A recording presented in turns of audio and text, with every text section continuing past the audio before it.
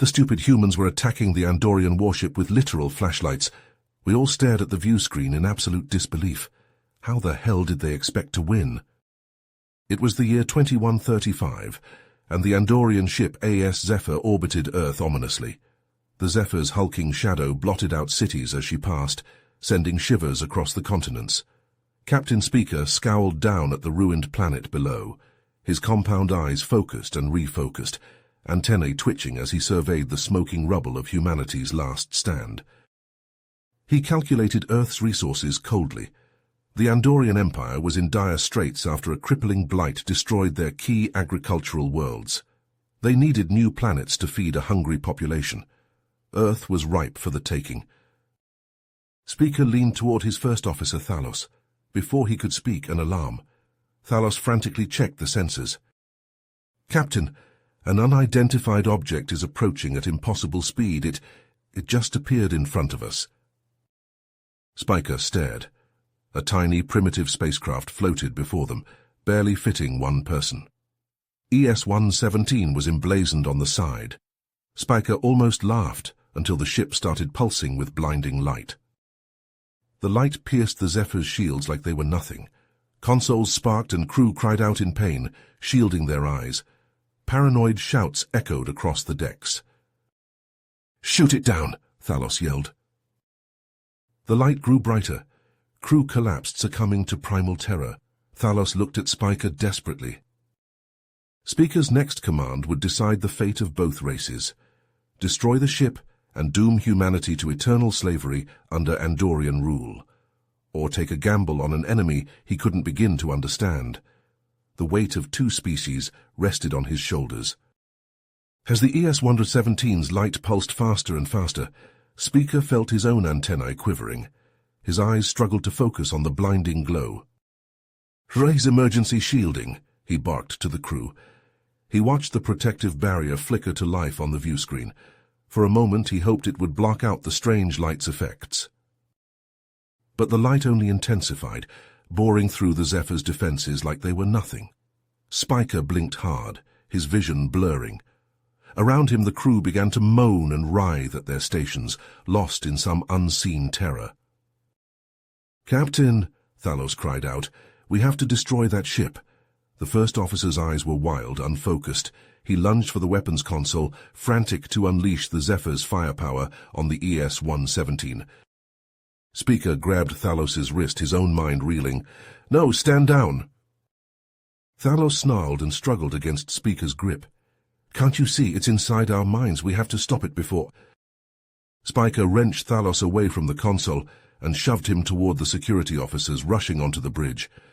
"Confine the first officer to the brig. Now!"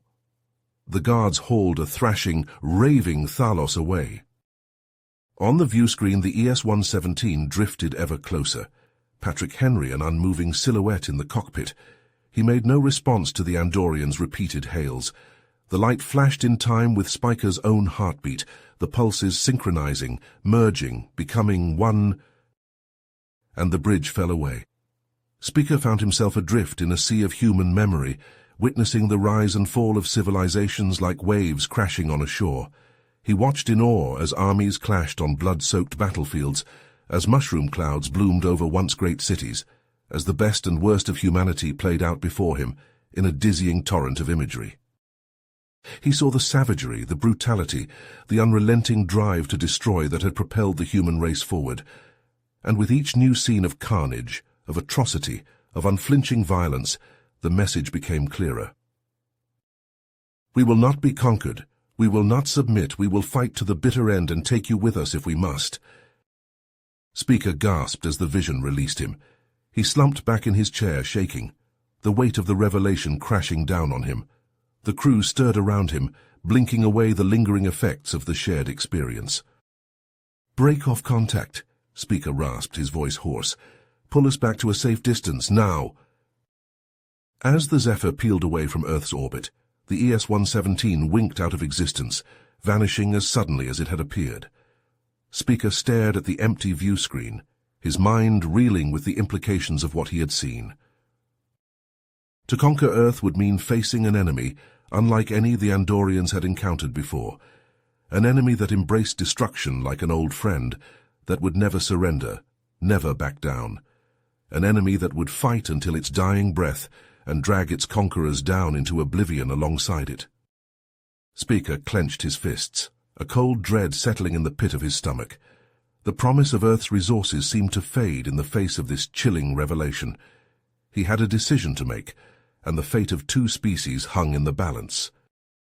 Deep beneath the scorched Nevada desert, in a facility so secret its existence was only whispered about in the darkest corners of the Pentagon, Patrick Henry stood before his commanding officer, General Marcus Thompson. The general, a grizzled veteran whose face bore a scar that ran from his left eye to his chin, a souvenir from a long-forgotten battle, regarded Henry with a mix of pride and concern. "You've done well, Patrick," Thompson said, his voice a low rumble. "The Andorians won't forget this any time soon, but don't think for a second that they'll just turn tail and run. They'll be back, and they'll be looking for blood." Henry nodded, his jaw clenched tight. The weight of what he had done, the images he had forced into the minds of the Andorian crew, still haunted him. As he underwent a thorough debriefing, recounting every detail of his encounter with the aliens, he couldn't shake the feeling that he had unleashed something far more terrifying than any weapon humanity had ever known. Dr. Ethan Novak, the lead scientist at the facility, entered the room, his face a mask of excitement and trepidation. "Patrick, what you experienced out there, the device you used, it's called the Psi-wave emitter," he explained, his words tumbling out in a rush. "It taps into the latent psychic abilities of the human brain, amplifying and projecting them onto a target."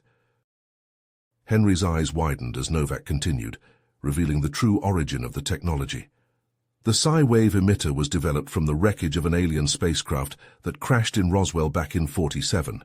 We've been studying it, reverse engineering it for decades, waiting for the right moment to reveal its existence to the world.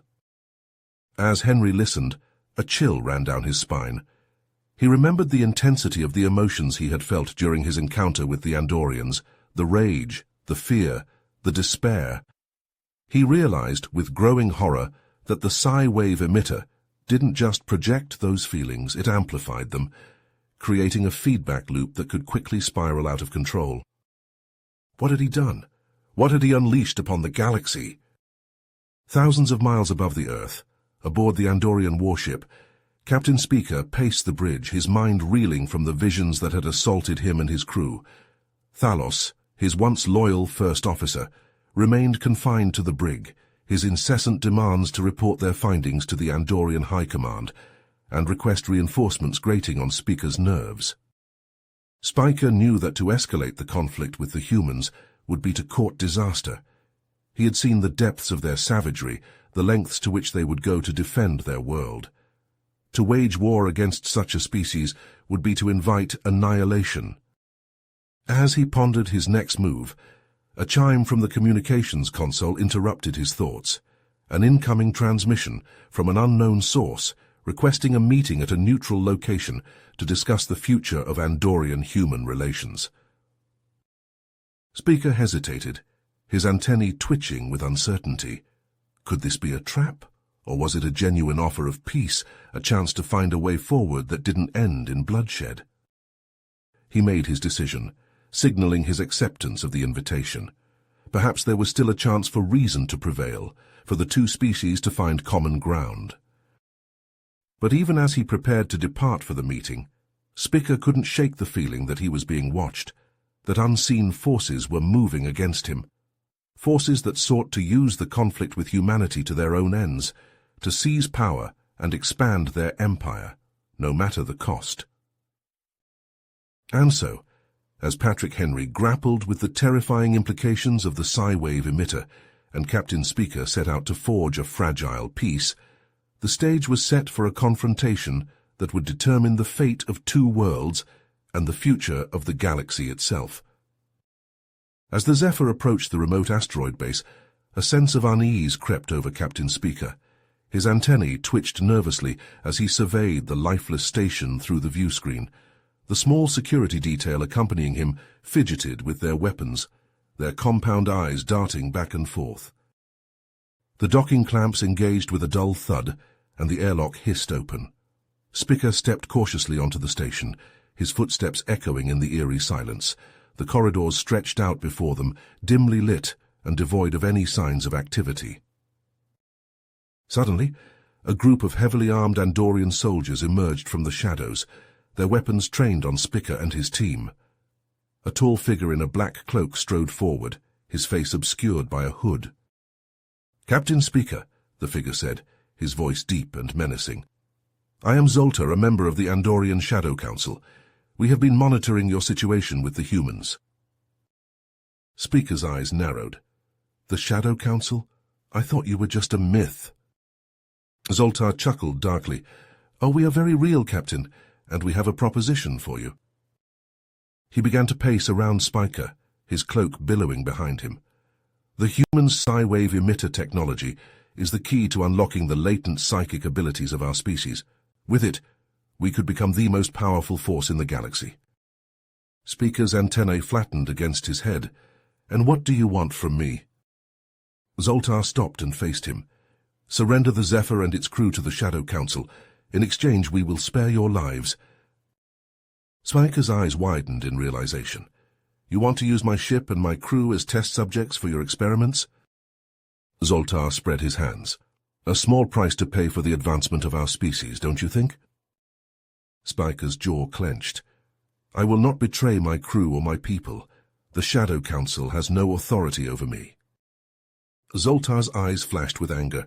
"Then you leave me no choice." He gestured to his soldiers, who raised their weapons. Spica's security detail tensed, ready for a fight. "Open fire," Spica shouted. The asteroid base erupted in a hail of blaster fire. Spica's team took cover behind bulkheads and supply crates, returning fire with their own weapons. The Shadow Council soldiers advanced, their superior numbers and technology giving them the advantage. A scream echoed through the station as one of Spica's soldiers fell, a smoking hole in his chest. Spica gritted his teeth and fired his own weapon, taking down 2 of Zoltar's men. But it wasn't enough. The Shadow Council soldiers pressed forward, their blasters cutting through Spica's team like a hot knife through butter. Spica watched in horror as his soldiers fell one by one, their lifeless bodies littering the station floor. "Fall back to the Zephyr!" Spica shouted over the din of battle. The remaining members of his security detail nodded and began to retreat, laying down covering fire as they went. Spica brought up the rear, his heart heavy with the loss of his loyal soldiers. As they reached the airlock, a blaster bolt caught Spica in the shoulder. He stumbled, his vision blurring with pain. One of his soldiers grabbed him and hauled him onto the Zephyr, sealing the airlock behind them. Spica slumped against the wall, clutching his wounded shoulder. The Zephyr shuddered as it disengaged from the station and sped away into the void of space. A chime from the communications console caught Spica's attention. He staggered over to it, his eyes widening in surprise at the urgent message from Thalos. Thalos, who had somehow escaped from the brig and taken control of the ship's communications, urged Spica to return to Andoria and expose the Shadow Council's treachery to the High Command. Spica's mind raced as he weighed his options. On one hand, he had a duty to his crew and to the Andorian people to bring Zoltar and the Shadow Council to justice. But on the other hand, he knew that going up against such a powerful and secretive organization would be a dangerous gamble. As the Zephyr hurtled through space, Spica wrestled with the decision that could determine the fate of both the Andorians and humanity. Light years away, back on Earth, Patrick Henry sat in a darkened room, poring over classified documents and redacted reports. The more he learned about the history of the Psi-wave emitter and the government's secret research program, the more disturbed he became. Names and dates jumped out at him, painting a picture of a decades-long conspiracy involving unethical experiments, cover-ups, and the suppression of information. Henry's stomach churned as he read accounts of test subjects driven mad by the Psi-wave emitter's effects, their minds shattered beyond repair. He thought back to his own encounter with the Andorians, the way the device had amplified his thoughts and emotions to a terrifying degree. What if the government had known about these risks all along? What if they had been using him and his fellow soldiers as pawns in some twisted game? As he stared at the flickering computer screen, Henry felt a growing sense of unease. He had always believed that he was fighting for the good of humanity, but now he wasn't so sure. The deeper he dug, the more he began to question the motives of his superiors and the true nature of the conflict with the Andorians. Were they really the enemy, or were they just another victim of the same forces that had been manipulating him all along? Henry leaned back in his chair, his mind reeling with the implications of what he had uncovered. He knew that he couldn't just sit back and do nothing, but he also knew that going up against the powers that be would be a dangerous and potentially deadly proposition. As he stared into the darkness, Henry wondered if he had the courage to do what needed to be done, to expose the truth and bring those responsible to justice, no matter the cost. The fate of two species hung in the balance, and the decisions made by Speaker and Henry in the coming days would determine the course of history for generations to come. As the Zephyr hurtled through the void, Spicker gripped the armrests of his command chair, his knuckles pale. The ship groaned and shuddered, the damage from their narrow escape at the asteroid base taking its toll. Thalos, freed from the brig, worked alongside the remaining crew to patch up the worst of the damage, his face a mask of grim determination. But even as he labored to keep the Zephyr together, Thalos's mind raced with dark thoughts of revenge. The Shadow Council had betrayed them, and he would make them pay. He glanced at Spicer, noting the captain's haggard appearance. When the time was right, he would seize control of the ship and set a course for Andoria, to confront the traitors and reclaim his honor. Light years away, Zoltar stood on the bridge of his own vessel, his eyes fixed on the view screen. The Zephyr's warp signature glowed like a beacon, a trail for him to follow. His soldiers, battle-hardened and loyal, awaited his command. They had survived the clash on the asteroid base, and they would not rest until the Zephyr and its crew were in their grasp. On Earth, Patrick Henry trekked through the dense foliage of the Amazon rainforest, his heart pounding in his chest. His investigation into the Psi wave emitter had led him to this remote corner of the world, to a hidden military installation that promised answers to the questions that haunted him. As he approached the facility, a sense of unease crept over him. The perimeter was heavily guarded, the soldiers armed with advanced weapons and gear. Henry slipped past them, using the skills he had honed in countless covert missions, and made his way inside. What he found within the facility's walls made his blood run cold. In a stark white laboratory, scientists in hazmat suits huddled over operating tables, their hands busy with scalpels and syringes. On the tables lay human subjects, their bodies twisted and augmented with grotesque cybernetic implants. Monitors displayed readouts of their brain activity, spiking and fluctuating as the scientists probed and prodded. Henry's stomach churned as he realized the true nature of the experiments. They were trying to enhance the subject's psychic abilities, to unlock the full potential of the human mind through genetic manipulation and technological augmentation. It was a perversion of everything he had fought for, a betrayal of the values he held dear. He stepped forward, his fists clenched, ready to confront the lead scientist, a woman with cold, calculating eyes and a cruel smile. Dr. Olivia Steele, her name tag read. She looked up as he approached, her gaze flickering with recognition. "Ah, Mr. Henry," she said, her voice smooth and mocking. "I was wondering when you would find your way here." Henry opened his mouth to speak, but before he could utter a word, a group of security guards burst into the room, their weapons trained on him. He struggled as they grabbed him, but it was no use. They dragged him before Dr. Steele, forcing him to his knees.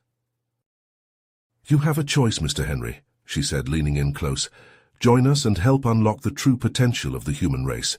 Or—" She gestured to the operating tables, to the subjects writhing in agony. "Become a part of our experiments. It's up to you." Henry's mind raced as he grappled with the impossible decision. But before he could respond, an alarm blared through the facility. Dr. Steele frowned, glancing at a nearby monitor. Her eyes widened. "The Zephyr," she whispered. "It's here." High above the earth, Spiker stared at the view screen in disbelief. Zoltar's ship had emerged from hyperspace, weapons blazing. The Zephyr rocked under the onslaught, its shields straining to hold. He nodded to his communications officer, who sent out a distress signal, broadcasting on all frequencies. Moments later, a fleet of advanced human fighter craft appeared on the screen, moving to intercept Zoltar's ship. As the two sides clashed in the skies above Earth, Henry saw his chance. He lunged forward, breaking free from the security guard's grip. He snatched a prototype Sci-Wave emitter device from a nearby workbench and sprinted for the door, alarms blaring in his wake. Dr. Steele's voice rang out behind him, cold and furious. "Stop him!" she shouted. "Don't let him escape!" But Henry was already gone, disappearing into the jungle, the stolen device clutched in his hands. He had to find a way to contact General Thompson, to warn him about the true nature of the threat they faced. The fate of two worlds hung in the balance. Behind him, Dr. Steele's security forces gave chase, their footsteps pounding through the undergrowth. They would stop at nothing to recapture him, to prevent him from revealing the truth. Henry's heart raced as he ran, his mind reeling with the implications of what he had uncovered. The Sci-Wave emitter was more than just a weapon. It was the key to unlocking the hidden potential of the human mind. In the wrong hands, it could be used to control, to manipulate, to dominate. And the Andorian Shadow Council, working in secret with Dr. Steele and her team, sought to harness that power for their own twisted ends. Henry's grip tightened on the stolen device. He had to find a way to stop them, to prevent the horrors he had witnessed in that laboratory from being unleashed on an unsuspecting galaxy. But first, he had to survive long enough to deliver his warning. In the skies above, the battle raged on, human and Andorian ships locked in a deadly dance. Zoltar's vessel, its hull scorched and battered, broke away from the fray, setting a course for the planet's surface. Spiker, his face grim, ordered the Zephyr to pursue. The chase was on, a desperate race against time and fate. As Henry fled through the jungle pursued by Dr. Steele's forces, Spiker and his crew hurtled towards an uncertain future, Zoltar's ship looming ahead of them like a harbinger of doom. And on the bridge of the Zephyr, Thalos watched and waited, his plans for mutiny and revenge simmering just beneath the surface. The board was set, the pieces in motion, and the fate of two worlds hung in the balance. In the heart of the Amazon rainforest, Dr. Olivia Steele stood before a wall of monitors, her eyes fixed on the readouts scrolling across the screens. The prototype Sci-Wave emitter was gone, stolen by the rogue soldier Patrick Henry. Her fists clenched at her sides, a cold rage building within her. She had been so close, so very close to unlocking the true potential of the device. With the help of the Andorian Shadow Council, she had pushed the boundaries of human evolution, creating a new breed of psychic super-soldiers. And now, thanks to Henry's interference, all her work was in jeopardy. Dr. Steele turned to face the assembled security forces, her gaze icy. "Find him," she said, her voice barely above a whisper. "Find him and bring him back, along with the device. Failure is not an option." The security forces' footsteps faded into the distance as Patrick Henry raced through the dense foliage, his heart pounding in his chest. The stolen Sci-Wave emitter device felt heavy in his hands, a reminder of the burden he now carried. He had to find a way to contact General Thompson, to warn him about Dr. Steele's true intentions and the threat posed by the Andorian Shadow Council. As he pushed deeper into the jungle, Henry stumbled upon a small clearing, where a group of indigenous tribesmen stood guard around a strange, ancient structure. The tribesmen, their faces painted with intricate patterns and their bodies adorned with colorful feathers, turned to face him, their eyes wary. Henry raised his hands in a gesture of peace, the Sci-Wave emitter device clutched tightly in his grip. One of the tribesmen, an elderly man with a weathered face and piercing eyes, stepped forward, his gaze fixed on the device. "So you carry a great power," the old man said, his voice thick with an accent Henry couldn't place. "One that has been foretold in our legends for generations." Henry's eyes widened as the tribesman parted, revealing the ancient artifact they had been guarding. It was a large circular stone, covered in intricate carvings and glowing with an eerie, pulsating light. The old man gestured towards the artifact, his expression grave. "This is the amplifier," he said, his voice barely above a whisper. "It has the power to enhance the effects of your device, to project its influence across the entire world." Henry's mind raced as he realized the implications of the old man's words. With the amplifier, he could end the conflict between the Andorians and humanity, bring an end to the bloodshed and destruction. He had to find a way to contact General Thompson to let him know about this new development. He hurried over to the communications outpost, a small, dilapidated structure on the edge of the clearing. The equipment inside was old and battered, but Henry's fingers flew over the controls, trying to establish a connection with Thompson's command center. Suddenly the radio crackled to life, and a familiar voice filled the air. "Henry, is that you?" Dr. Steele's cold, mocking tone sent a chill down Henry's spine. "Did you really think you could hide from me?"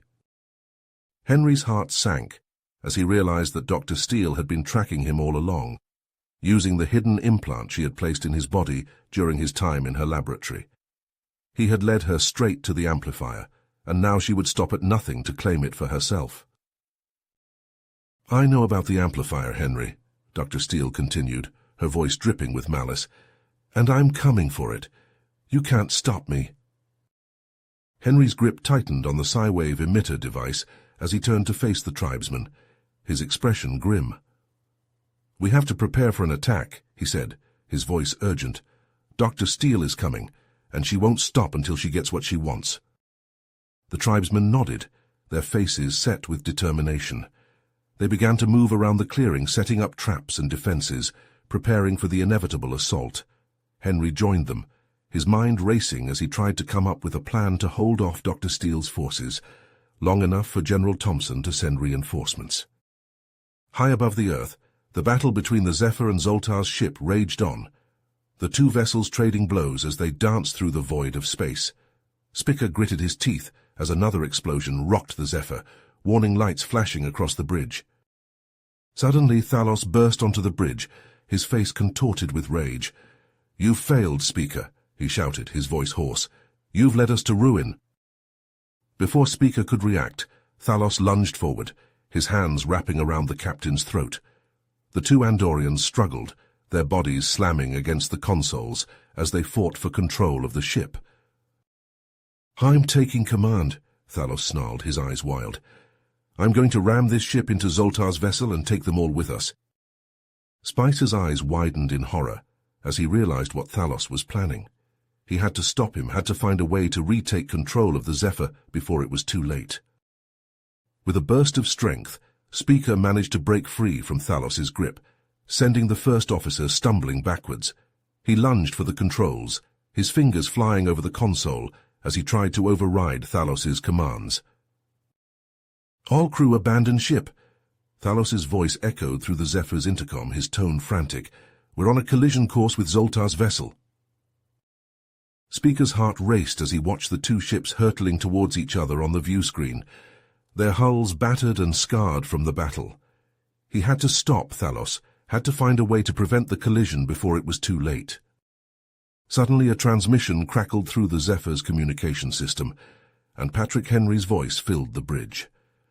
"Captain Spica, this is Patrick Henry. I have information that could end this conflict, but I need your help." Spica's eyes widened as he listened to Henry's message, his mind reeling with the implications of what he was hearing. The amplifier, the ancient alien artifact that could enhance the effects of the Psi-wave emitter device, could be the key to ending the war between their two species. He glanced at the view screen, at the rapidly approaching form of Zoltar's ship, and made his decision. With a final, desperate effort, Spica overrode Thalos's commands and wrenched the Zephyr's controls back into his own hands. The ship veered away from Zoltar's vessel at the last moment, the two hulls scraping together with a sickening screech of metal on metal. Spica slumped back in his chair, his heart pounding in his chest. He had bought them some time, but he knew that the battle was far from over. He had to find a way to help Henry, to secure the amplifier and end the conflict once and for all. On the ground, Dr. Steele's strike team arrived at the communications outpost, their weapons blazing as they stormed the clearing. Henry and the tribesmen fought back with everything they had, using the Psi-wave emitter device to hold off the attackers for a time. But Dr. Steele's forces were too strong, too well equipped. One by one, the tribesmen fell, their bodies littering the ground, as the strike team pushed forward. Henry found himself surrounded, his back pressed against the ancient amplifier as he fired off blast after blast from the Psi-wave emitter. Just as all hope seemed lost, the roar of engines filled the air and a squadron of advanced fighter craft descended from the sky, their weapons raining down on Dr. Steele's forces. Henry's heart leapt as he recognized the markings on the ship's hulls. General Thompson had arrived, and he had brought reinforcements. In the chaos of the battle, Henry saw his chance. He lunged for the amplifier, his hands closing around the ancient stone as he poured all of his energy into the Psi-wave emitter device. The artifact began to glow, its light growing brighter and brighter until it was almost blinding. And then, with a final desperate cry, Henry activated the device, sending a blinding pulse of energy erupting from the amplifier. The wave of psychic energy swept across the planet, engulfing everything in its path, bringing the conflict to an abrupt and terrifying halt.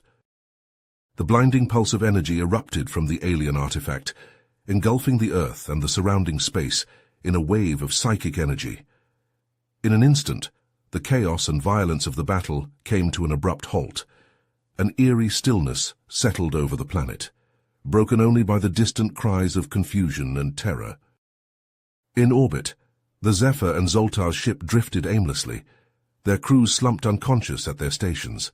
The ship's systems flickered and died, leaving them vulnerable and exposed in the vast emptiness of space. On the ground, Patrick Henry and the tribesmen staggered out of the ruins of the communications outpost, their ears ringing and their vision blurred. They looked around in disbelief at the scene of devastation that surrounded them. The bodies of Dr. Steele's strike team lay strewn across the jungle floor, their weapons still clutched in their lifeless hands. But Dr. Steele herself was nowhere to be found. Henry searched the area, his heart pounding with a growing sense of unease. It was as if she had simply vanished into thin air, leaving no trace of her presence behind. As the world struggled to come to terms with the aftermath of the energy pulse, reports began to flood in from every corner of the globe. People spoke of vivid hallucinations and shared dreams, of thoughts and feelings that were not their own. Some claimed to have seen visions of the future, while others reported experiencing telepathic communication with loved ones on the other side of the planet.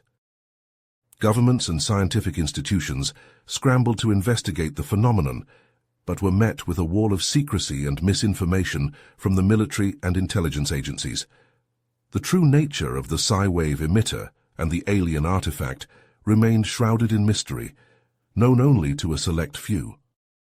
Henry found himself summoned to a top-secret meeting at the Pentagon, where he was met by General Thompson and a group of high-ranking officials from various government agencies. The atmosphere in the room was tense, the air thick with a sense of impending doom. Thompson leaned forward, his voice low and urgent. "What you've uncovered, Henry, is just the beginning," he said. "The Psi-wave emitter and the alien artifact are just pieces of a much larger puzzle. There are forces at work here that have been manipulating human history for centuries, pulling the strings from behind the scenes." Henry listened in stunned silence as Thompson and the other officials laid out the true scope of the conspiracy. Multiple alien races, secret societies, and shadowy organizations were all vying for control of the planet, each with their own agendas and motives. "We need you, Henry," Thompson said, his eyes boring into Henry's. "You're the key to unraveling this mystery and preventing a catastrophic war between humans and aliens. We need you to assemble a team of individuals with extraordinary abilities, people who can help us uncover the truth and stop this conspiracy before it's too late." Henry nodded, his mind reeling with the weight of the task before him. He knew that he was being asked to put his life on the line, to venture into the unknown and confront forces that he could barely comprehend. As he left the Pentagon and set out on his new mission, Henry found himself haunted by strange visions and premonitions. He saw flashes of the alien artifact, pulsing with an eerie light, and heard whispers in a language he could not understand. He began to suspect that the artifact was more than just a tool, that it possessed a sentience of its own. He wondered if he was being manipulated, if he was just a pawn in a much larger game that he could not see. Meanwhile, in space, the crews of the Zephyr and Zoltar's ship began to stir, their minds foggy and their bodies aching. Spiker, his head throbbing with pain, dragged himself to the communications console and attempted to contact Zoltar, hoping to negotiate a truce in the wake of the energy pulse. But his hails were met with only silence, a cold and unnerving void that sent shivers down his spine. He prepared to send a boarding party to investigate, to find out what had happened to Zoltar and his crew. Just as he was about to give the order, a chilling transmission came through on the Zephyr's communications system. The voice was distorted and inhuman, filled with a malevolent glee that made Speaker's blood run cold. "You have no idea what you've unleashed," the voice said, its words dripping with a dark and twisted humor. "You think you can control the power of the artifact, but you're just a pawn in a game that has been playing out for millennia. The real war is about to begin, and you're nothing but cannon fodder in the grand scheme of things." Spiker felt a sinking feeling in the pit of his stomach as he listened to the transmission, a sense of dread that he could not shake. He knew that he was in over his head, that he had stumbled into something far greater and more terrifying than he could have ever imagined. As he sat in the command chair of the Zephyr, staring out at the vast expanse of space before him, Speaker couldn't help but wonder what lay ahead. What horrors and revelations awaited him and his crew, and what price would they have to pay to uncover the truth behind the artifact and the conspiracy that surrounded it? Dr. Ethan Novak, his face gaunt and his eyes haunted by the horrors he had witnessed, leaned forward, his voice barely above a whisper. "The Psi-wave emitter technology. It's not just a tool," he said, his hands trembling. "It's a weapon, a conduit for forces we can barely comprehend." Valerie Reeves, her gaze sharp and her demeanor stoic, nodded in agreement. "I've seen into the minds of those who have been exposed to it," she said, her voice tinged with a hint of fear. "The things they've seen, the nightmares that haunt them. It's enough to drive anyone to the brink of madness." Marcus Wright, his muscular frame barely contained by his military fatigues, slammed his fist on the table, causing the others to jump.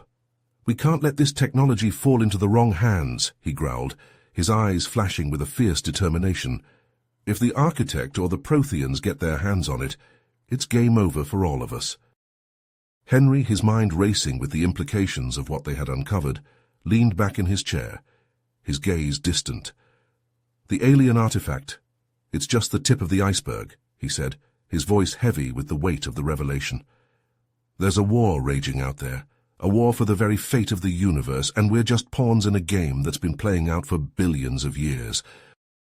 As they delved deeper into the mystery, piecing together fragments of information from classified documents and encrypted transmissions, a picture began to emerge of a vast conspiracy that stretched across the galaxy.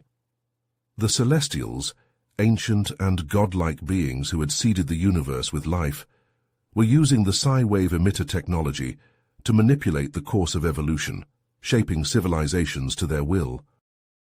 "They're like puppeteers," Novak said, his voice trembling with a mixture of awe and revulsion, "pulling the strings from behind the scenes, guiding the destiny of entire species."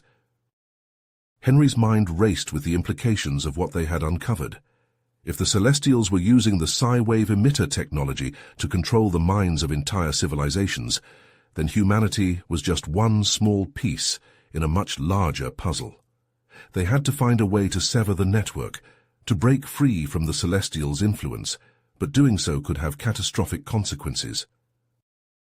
As they worked feverishly to unravel the complex web of conspiracies and alliances, Henry and his team began to experience strange and disturbing side effects from their prolonged exposure to the Psi-wave emitter technology. Valerie reported vivid hallucinations and waking dreams that left her shaken and disoriented, while Marcus complained of a constant throbbing pain in his head that no amount of medication could alleviate. Novak, his face pale and his eyes haunted, confided in Henry that he had begun to experience moments of lost time, waking up in strange places with no memory of how he had gotten there.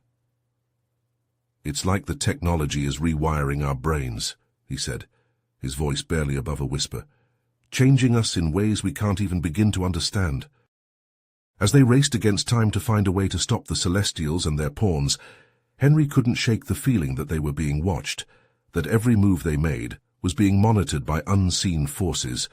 He knew that they were up against an enemy that was vastly more powerful than anything they had ever faced before, an enemy that had been manipulating the course of history for longer than humanity had existed. But he also knew that they had no choice but to keep fighting, to keep pushing forward no matter the cost.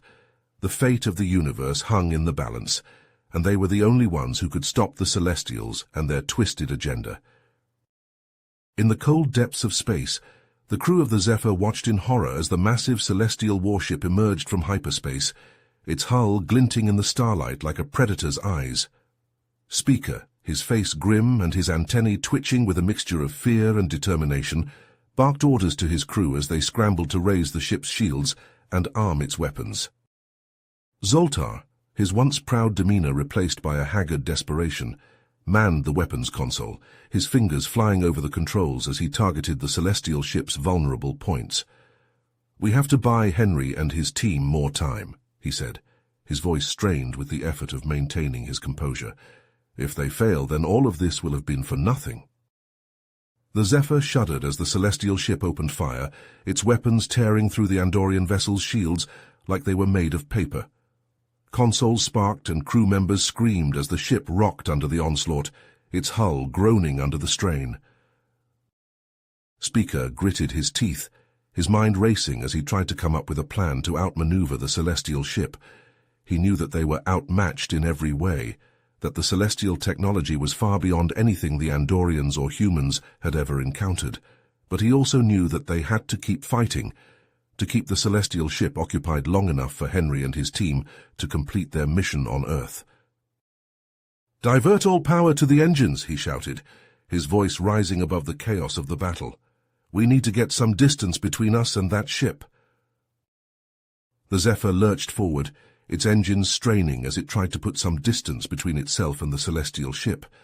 But the warship was relentless, its weapons pounding the Andorian vessel with a ruthless efficiency. Zoltar, his face contorted with a mixture of rage and desperation, poured all of his focus into the weapons console, trying to find a weak spot in the celestial ship's defenses. But it was like trying to shoot a fly with a cannon. The celestial technology was simply too advanced, too powerful. As the battle raged on, Speaker couldn't shake the feeling that they were fighting a losing battle, that the Celestials would stop at nothing to retrieve the alien artifact and eliminate any witnesses to their grand conspiracy. But he also knew that they had no choice but to keep fighting, to keep the celestial ship occupied for as long as possible. The fate of the universe hung in the balance, and the crew of the Zephyr were the only thing standing between the Celestials and their twisted agenda. They had to hold the line, no matter the cost.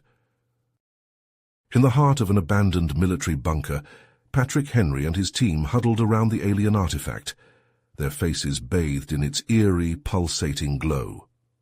Dr. Novak ran his trembling fingers over the intricate carvings that covered its surface, his eyes wide with a mixture of awe and terror. "I've never seen anything like this," he whispered, his voice barely audible over the hum of the artifact. "The technology, the craftsmanship, it's beyond anything we've ever encountered." Suddenly the artifact began to vibrate, its glow intensifying until it filled the room with a blinding light. Henry and his team shielded their eyes, stumbling backwards as a deep, resonant voice filled their minds. "I am the Oracle," the voice said, its tone both ancient and powerful. "I have been waiting for you, Patrick Henry." Henry's eyes widened as he realized that the artifact was speaking directly to him, bypassing his ears and projecting its words straight into his consciousness. He glanced at his team, seeing the same shock and confusion etched on their faces. The Oracle's voice echoed in their minds, its words heavy with the weight of eons. "I am a remnant of a race that once ruled the universe, long before the Celestials ever came to be. I have been waiting for the right moment to strike against them, to reclaim my rightful place as the supreme power in the cosmos." Henry's mind reeled as he tried to process the implications of the Oracle's words. If it was telling the truth, then everything they thought they knew about the Psi-wave emitter technology and the alien conspiracy was wrong. They were just pawns in a much larger game, one that had been playing out for longer than they could possibly imagine. "Why us?" Valerie asked, her voice barely above a whisper. "Why did you choose us to be your instruments?" The Oracle's voice took on a note of amusement. "Because you are the key, Valerie Reeves. You and your team possess abilities that even the Celestials fear. With my guidance, you can unlock the true potential of the Psi-wave emitter technology and use it to destroy them once and for all." Henry's stomach churned as he realized the full extent of the Oracle's manipulation. It had been guiding them from the beginning, carefully maneuvering them into position like pieces on a chessboard, and now it was offering them a chance to end the conflict, to defeat the Celestials and free humanity from their influence. But at what cost? As if sensing his hesitation, the Oracle's voice grew more insistent, more commanding.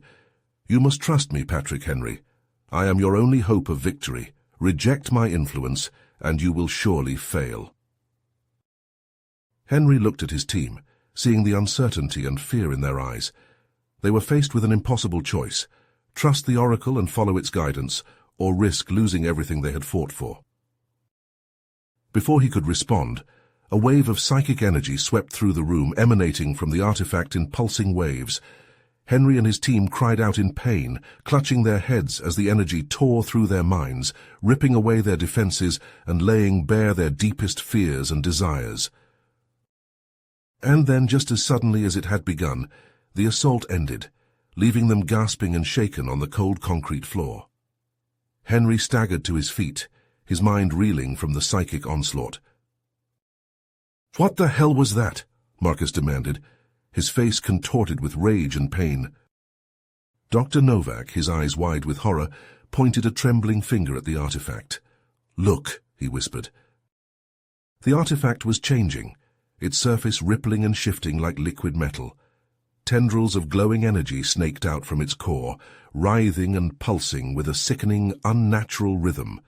And then, with a final, shuddering convulsion, it burst open, revealing a swirling vortex of darkness that seemed to swallow the light around it. Henry stared into the swirling abyss, his heart pounding in his chest. He knew with a sinking certainty that the Oracle was waiting for them on the other side, ready to make its final offer. And he knew with equal certainty that whatever price it demanded would be too high for even him to pay. As he took a tentative step towards the portal, the room around them began to shake, the walls and ceiling cracking and splintering as if they were being torn apart by invisible hands. Dr. Novak stumbled backwards, his face white with fear. "The Psi-wave emitter technology," he gasped. "It's evolving, mutating into something new, something alive." The word sent a chill down Henry's spine as he realized the full scope of the horror they were facing. The technology they had created, the weapon they had sought to control, was now turning against them, infecting their minds and bodies like a virus. He turned back to the portal, his heart hammering in his chest. The Oracle was waiting for them, offering them a way to end the conflict once and for all. But at what cost? As the room dissolved into chaos around them, Henry and his team stepped forward, ready to face whatever lay beyond the swirling abyss. And somewhere in the depths of space, Spiker and Zoltar watched in horror as the celestial warship began to collapse, its hull buckling and twisting as if it was being crushed by an invisible hand. They realized, with a sinking dread, that the Oracle had played them all for fools, manipulating them like puppets on a string. Spiker gripped the armrests of his command chair, his face grim with determination. "We have to warn Henry," he said, his voice barely audible over the screams of the dying Celestials. before it's too late. Patrick Henry stared into the swirling vortex of the alien artifact, his heart pounding in his chest. The Oracle's offer echoed in his mind, a tempting promise of power and victory, but at a terrible cost. Around him, his team argued and debated, their voices rising in desperation and fear. "We can't do this," Valerie Reeves said, her eyes wide with horror. "It's too much to ask of anyone. There has to be another way." Marcus Wright shook his head, his jaw clenched tight. "There is no other way," he growled. "The Oracle is our only chance to defeat the Celestials and save humanity. One of us has to make the sacrifice." Dr. Ethan Novak, his face pale and drawn, stepped forward. "I'll do it," he said, his voice barely above a whisper. "I created the Psi-wave emitter technology. It's my responsibility to finish what I started." Henry opened his mouth to protest, but Novak held up a hand. "No, Henry," he said, his eyes filled with a grim determination. "This is my choice, my chance to make things right." Henry looked at each of his team members, seeing the fear and uncertainty in their eyes. He wanted to argue, to find another way, but deep down he knew that Novak was right. The Oracle's offer was their only hope. "Okay," he said, his voice heavy with resignation. "But we do this together as a team." He turned to face the artifact, his body trembling with a mixture of fear and anticipation. The Oracle's voice filled the room, a deep, resonant hum that seemed to come from everywhere and nowhere at once. "Step forward, Ethan Novak," it said, its tone almost mocking. "Embrace your destiny." Novak took a deep breath and walked towards the artifact, his footsteps echoing in the sudden silence. Henry and the others watched, their hearts in their throats, as he reached out and touched the swirling vortex. Instantly, the room was filled with a blinding flash of light, so bright that Henry had to shield his eyes. When he looked again, Novak was gone, his body consumed by the artifact's energy. For a moment, nothing happened. Then the ground began to shake and the air crackled with a strange electric charge.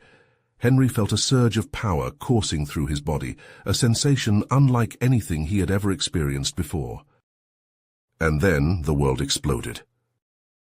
The Celestials' psychic network, which had been a constant presence in the back of Henry's mind, suddenly shattered like glass.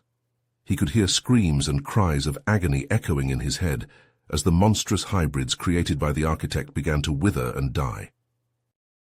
In space, the celestial warship that had been attacking the Zephyr and Zoltar's ship burst into flames, its hull rupturing and spilling debris into the void. Henry watched in horror as the vessel exploded in a burst of energy, taking Zoltar and his crew with it. On the ground, the Psi-wave emitter technology that had caused so much chaos and destruction began to dissolve and disappear, as if it had never existed. The people who had been affected by it, the ones who had been transformed into twisted, half-machine abominations, started to regain their senses, their bodies reverting to their original forms. Henry and his remaining team members staggered out of the facility, their minds reeling from the sudden silence in their heads. They were greeted by a crowd of survivors, people who had been fighting against the Celestials and their minions for months. They were hailed as heroes, their names chanted by the masses. But for Henry, the victory was bittersweet. He had lost a friend and a comrade, a man who had sacrificed everything to save them all. And he knew that the world would never be the same, that the revelation of alien life and the true nature of the universe would change everything. In the aftermath, as the dust settled and the survivors began to rebuild, Henry and his team went their separate ways. Marcus returned to his military duties, using his enhanced abilities to protect the innocent and defend the Earth. Valerie disappeared into the shadows, her telepathic powers allowing her to uncover secrets and conspiracies that threatened the fragile peace. And Henry? He found himself wandering the world, searching for answers to the questions that still haunted him. He knew that the threat of the Celestials and the power of the Oracle still lurked in the shadows, waiting for their next opportunity to strike.